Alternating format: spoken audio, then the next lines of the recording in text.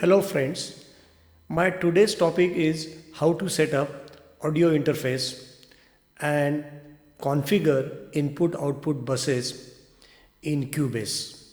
First, understand the routing of audio interface. The schematic diagram explains in detail. Please study and understand it. It is quite a simple setup. Having installed hardware setup, now we need to connect audio interface with the DAW, a software setup. Launch this Cubase and then go to Studio Setup and select Audio System.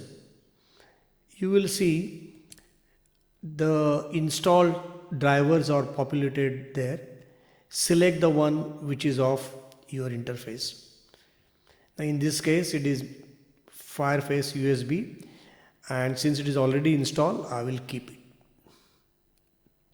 and then say OK. Also I want to talk here about buffer size.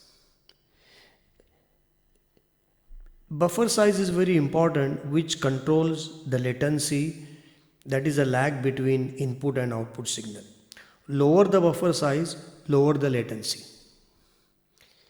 How to select buffer size? So go to Interface USB driver, control panel, and you will see the window which display the buffer size. And as I explained, lower the buffer size, lower the latency. For vocals recording, use buffer size as low as possible. Of course, it will depend on your computer processor and install memory. My advice, use 16 GB minimum. Now it is time to set up our input-output buses.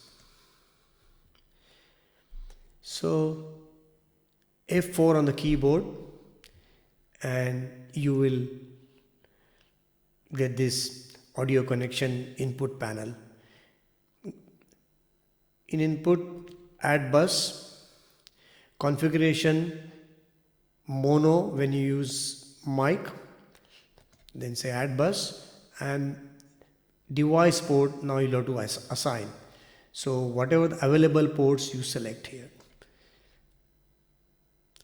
And you can add mic 2 as well. So I think in your case there will be a blank signal. So you start with installing mic 1 and then mic 2 depending on the situation. Then go to output, again add bus, output should be stereo, and then add bus, again configure the device ports. So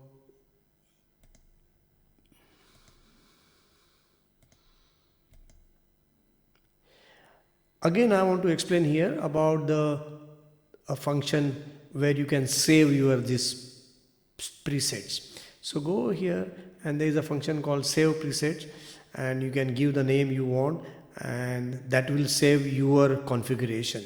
So next time when you launch Cubase, by default it will set up that particular configuration, but if not, then you can select your preset, the name you are given.